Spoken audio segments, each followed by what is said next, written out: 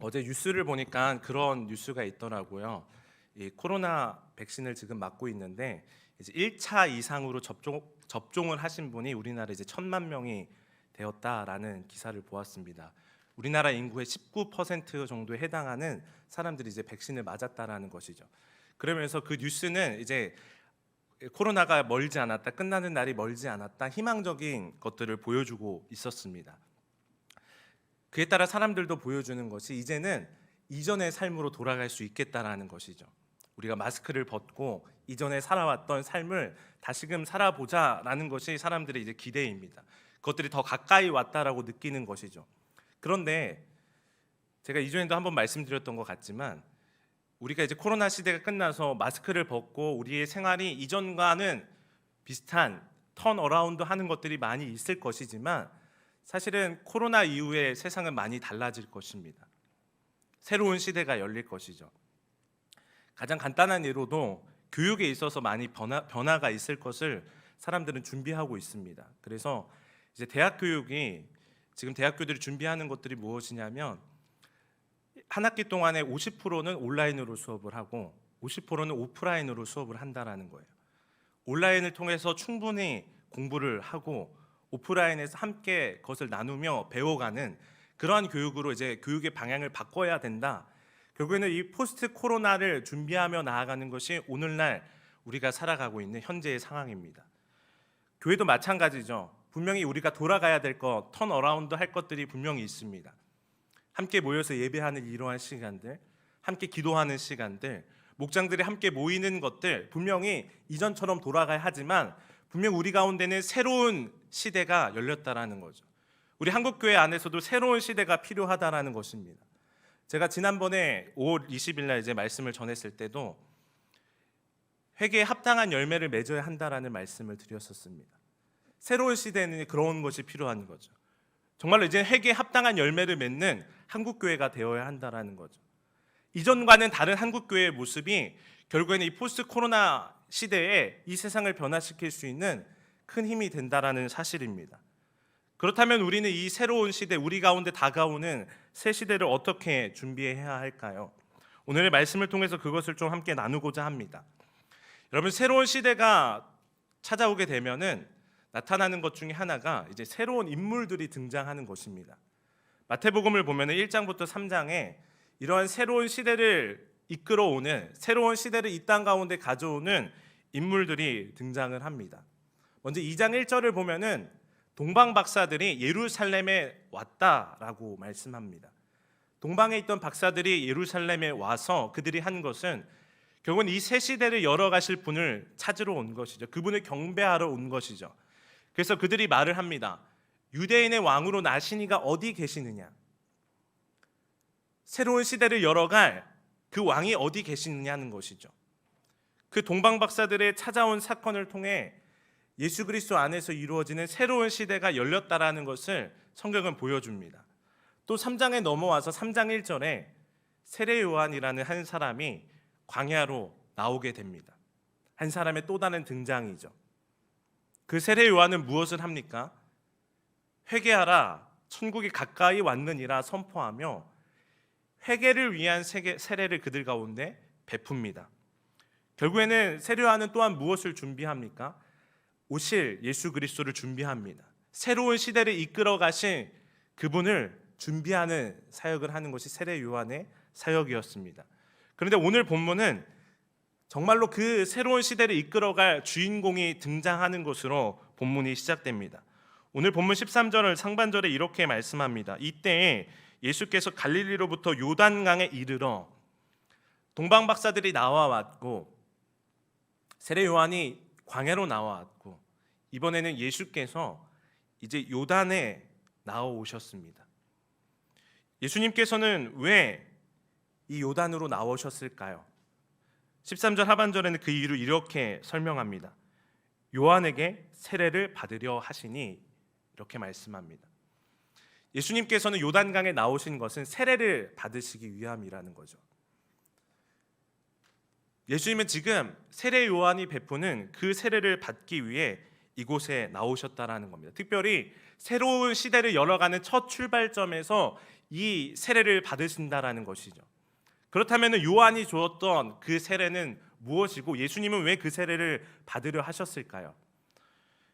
오늘 우리가 읽지 않았지만 그 앞에 해당하는 본문을 다시금 돌이켜 보면은 마태복음 3장 11절 상반절에 세례 요한이 이렇게 말씀합니다. 나는 너희로 회개하게 하기 위하여 물로 세례를 베풀거니와라고 말씀합니다.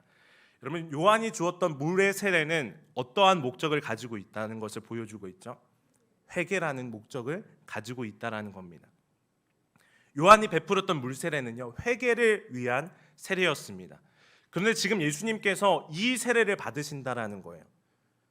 여러분, 예수님께서 회개를 하셔야 할까요? 우리가 잘 아는 것처럼 예수님은 회개를 하실 필요가 없는 분이시죠. 그분은 죄가 없으신 분이기 때문입니다.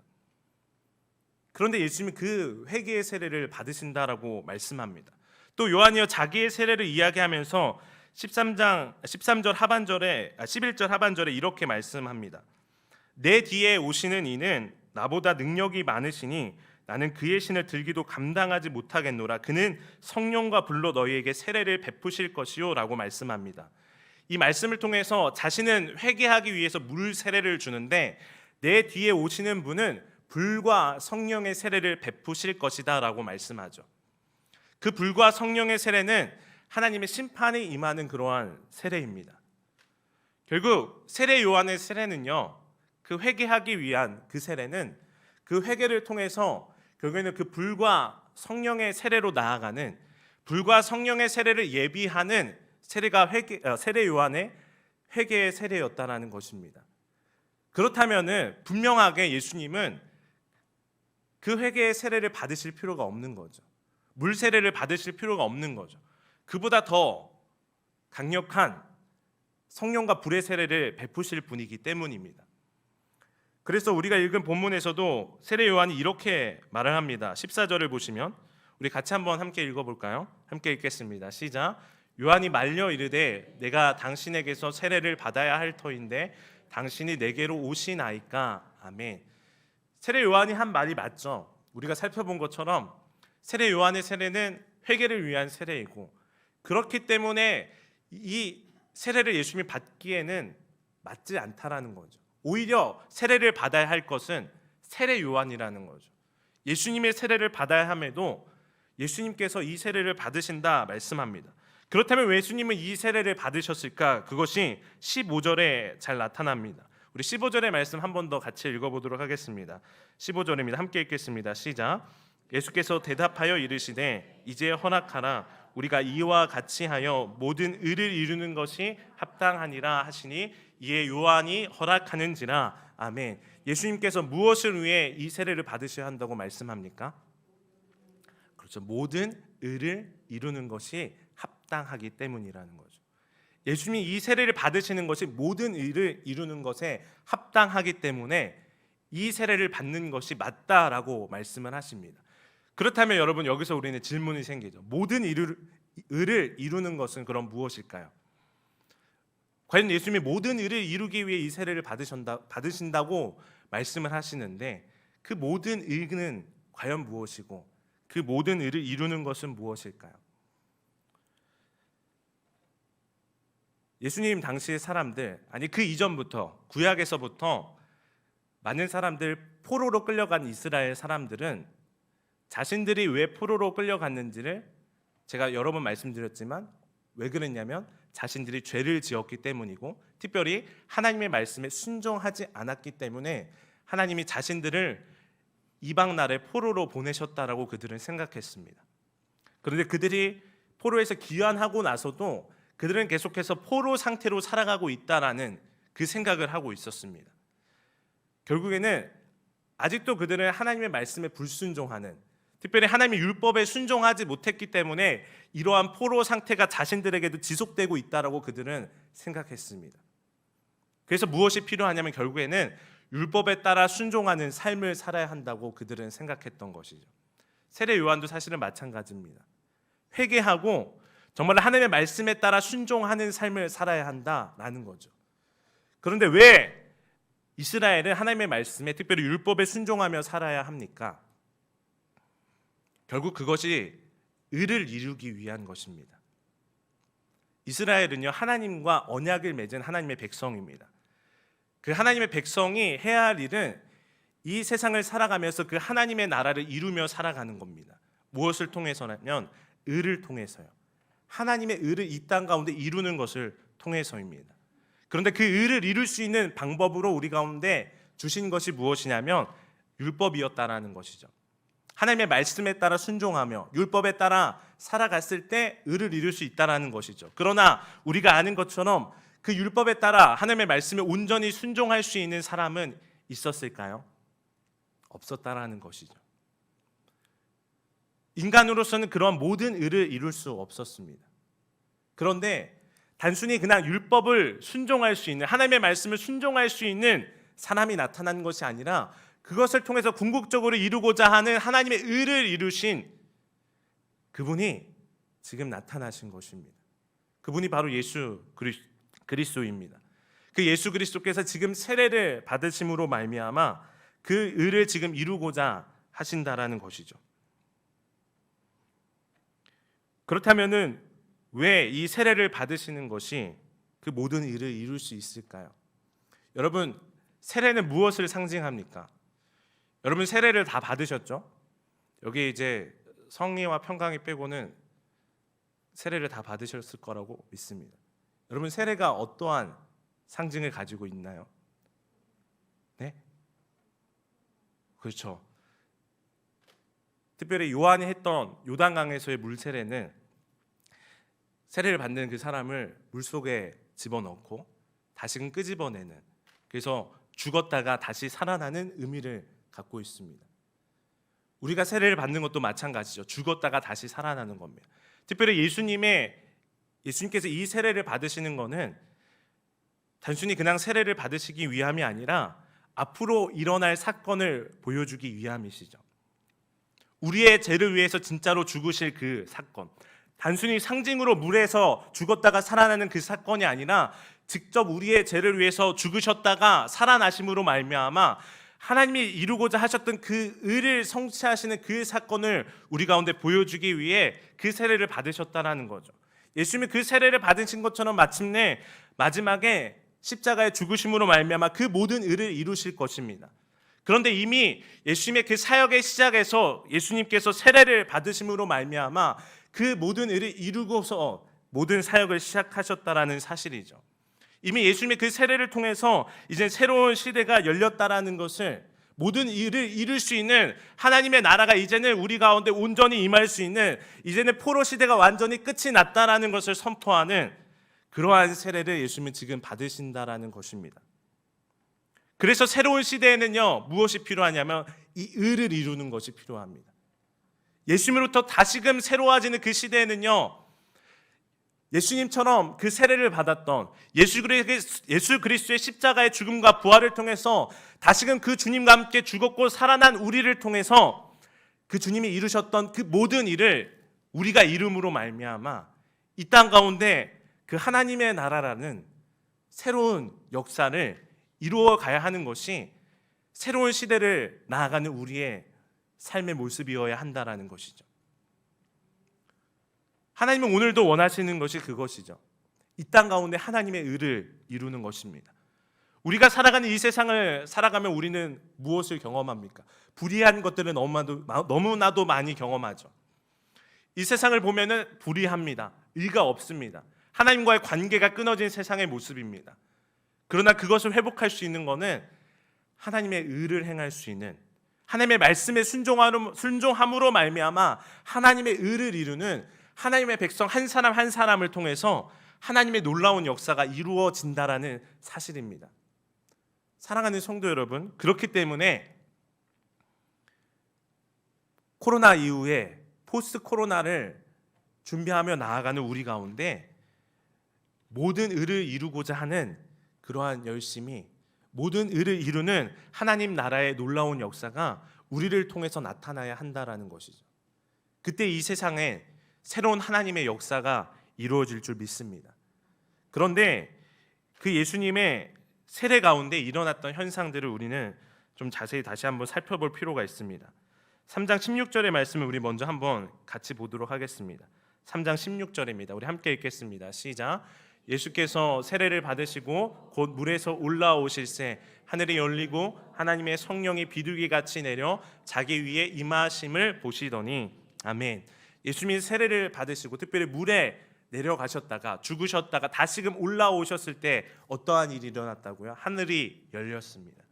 그리고 하나님의 성령이 비둘기같이 내려 예수 그리스도 위에 임하시는 역사가 나타납니다.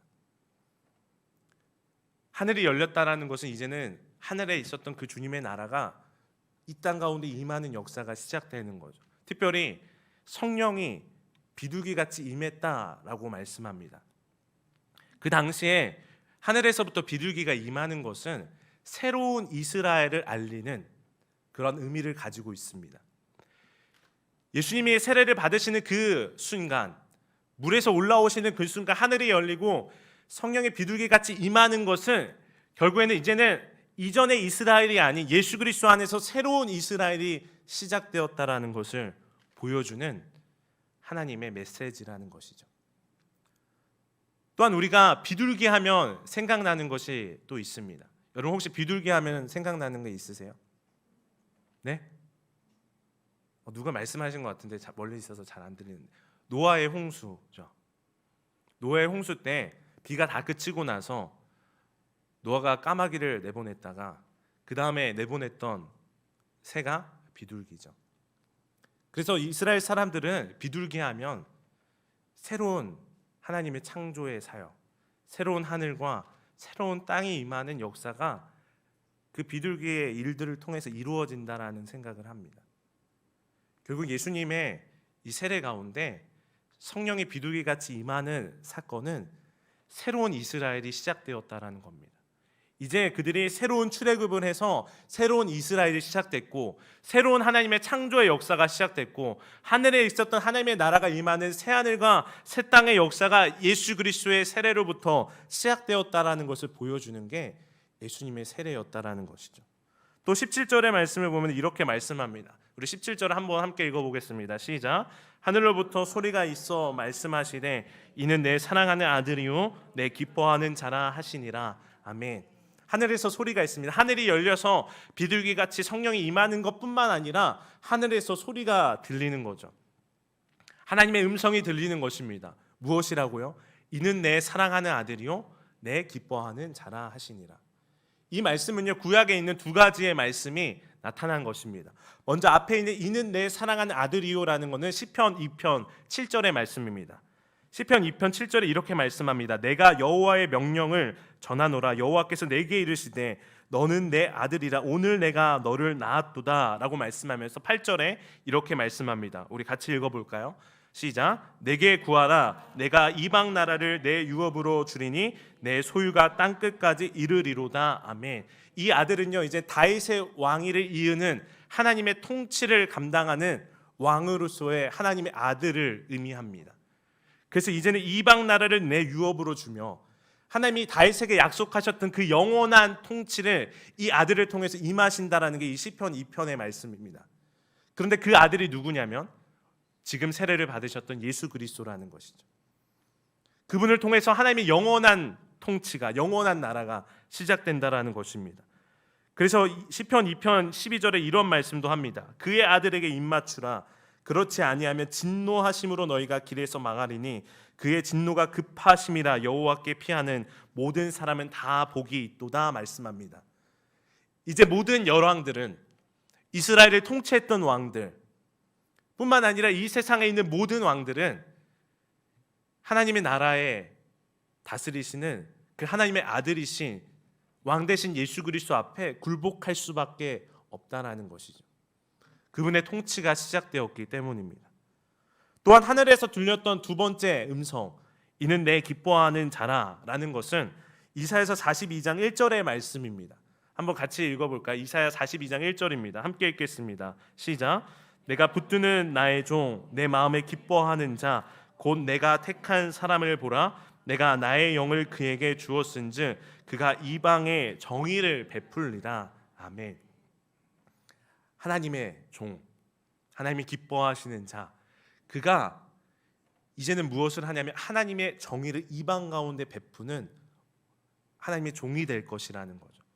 특별히 이 종은 고난받는 종으로서 이사야서에 등장합니다. 예수님은 고난받는 종으로서 십자가의 길을 걸어가셨고 그 십자가를 통해서 결국에는 하나님의 의를 이루신 것입니다. 그 의로 말미암아 하나님의 정의를 이방에 베푸는 하나님의 종으로서의 사역도 감당하시는 분이 바로 예수님이라는 거죠. 예수님의 세례에 있었던 그 사건들을 보면 분명히 이제 새로운 시대가 열렸음을 보여줍니다. 그런데 그 시대는요, 새로운 이스라엘의 시작입니다. 새로운 하나님의 나라의 시작입니다. 여러분, 세례 요한이 광야에서 회개하라, 천국이 가까이 왔느니라 라고 선포했을 때 예루살렘과 온 유대와 요단 사방에서 사람들이 몰려오게 됩니다. 그리고 그들이 회개하고 세례를 받는 역사가 이루어졌었습니다. 그런데 이제는 누가 오셔서 세례를 받으셨냐면 그 이스라엘을 대표하시는 그 이스라엘의 참된 왕이 되시는 예수 그리스도께서 오셔서 세례를 받으심으로 말미암아 그 나라를 다스리시는 왕으로 지금 등극하시는 겁니다. 그래서 오늘의 제목이 왕의 대관식입니다. 그분이 이제는 진짜 왕으로 올라가시는 거죠.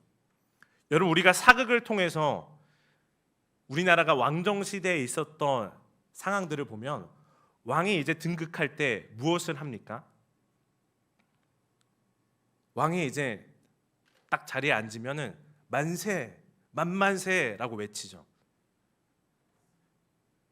예수님이 지금 왕으로 되신 이 사건은 우리가 그분을 높이 외칠 수밖에 없는 놀라운 사건이라는 거죠.